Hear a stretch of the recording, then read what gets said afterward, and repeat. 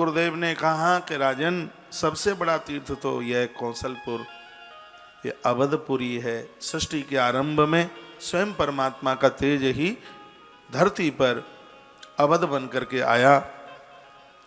उसके लिए वर्णन किया गया है कि इसकी महिमा के भो दाक्षिणत्या शृणुत ब्राह्मणा वचनम मम पुरा चंडक नामना ही नापितो ब्रह्म आदम। एक चंडक नाम का कोई नाई था, इसने किसी ब्राह्मण को मार डाला,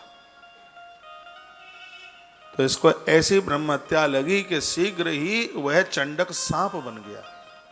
देखना, थोड़ी अयोध्या की महिमा का वर्णन है, वो सर्प बन गया, काला भुजंग सांप बन गया। कुछ लोग तीर्थ यात्रा के लिए निकले थे, तो वह नदी के किनारे पर भोजन बना रहे थे, उनके पास में टोकरा था और वह सांप उस टोकरी में घुस गया। बहुत ध्यान से सुने, वो टोकरी में वो सांप घुस गया।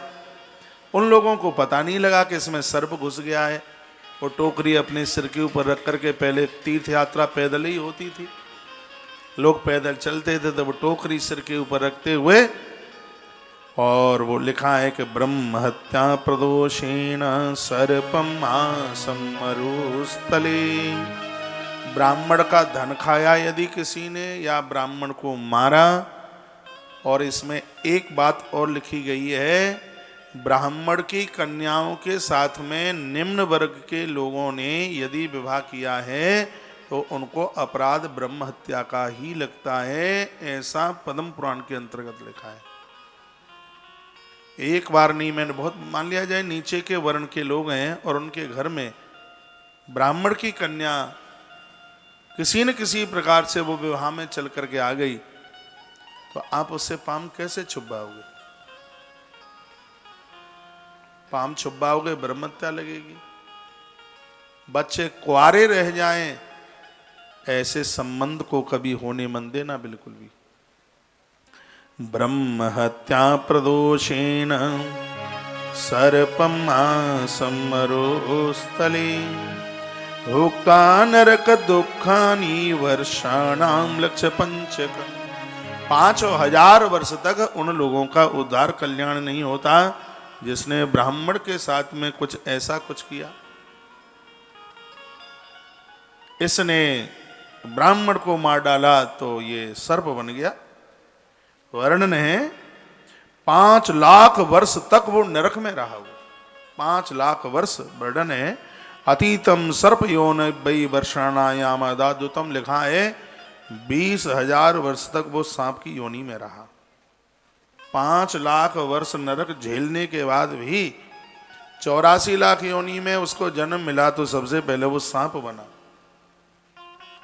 और सर्प में भी उसको 20,000 वर्ष हो गई थी। मंजूषा वर्णम राजन तत्र अयोध्या तटे सुबे।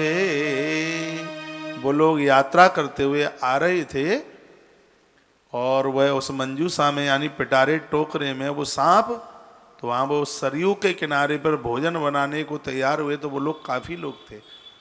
तो अचानक उनको सांप रेंगता हुआ दिखाई दिया।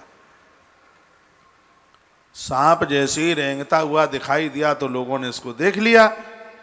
उन्होंने लाठी उठाई और उसी समय लाठियों के प्रहार से उस सर्प को मार डाला। सरयू के किनारे उस अयोध्या में जैसे ही वो सांप मरा तो वह सांप आकाश की तरफ देव रूप धारण करता हुआ जा रहा था।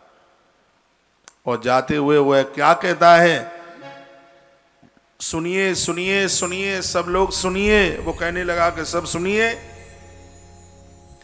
मैं पूर्व काल का चंड हूं, मैंने ब्राह्मण को मार डाला, इसलिए मैंने 5 लाख वर्ष तक मैंने नरक भोगा।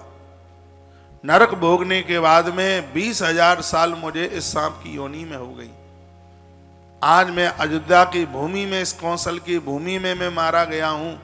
इस भूमि का ये इतना बड़ा प्रभाव है कि जगाम धाम विनाशतम तीर्थस्था प्रदा।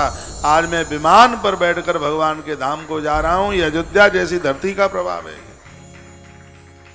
इसलिए तुम्हारी यात्रा यहीं पूरी होती है, यहां से कहीं आगे मन जाइए, अपनी अंतिम श्वास इस अयोध्या में निकाल दीजिए।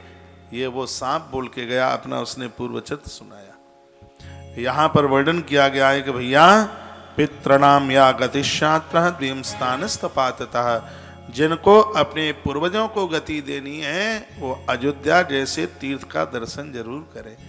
अयोध्या की बड़ी महिमा है। बंदहु अवध पुरी अति पावने, बंदहु अवध पुरी